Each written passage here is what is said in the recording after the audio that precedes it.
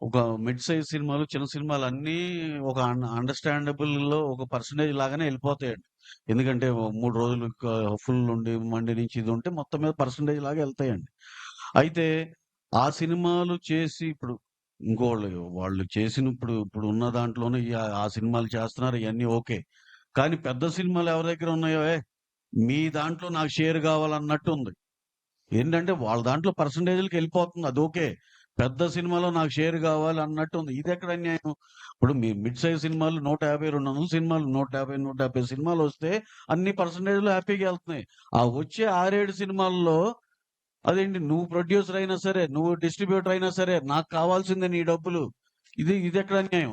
కావాల్సిందేంటండి? అంటే అదేమంటే ఇక అందుకనే కూర్చొని మాట్లాడుకుంటూ ఒక ఎకో సిస్టమ్‌లో ఎవరిది ఏం లైను, ఎవరిది ఎక్కడి దాకా ఎళ్ళొచ్చు అన్నీ క్లారిటీగా మాట్లాడుకోవటానికి ఉంటుంది.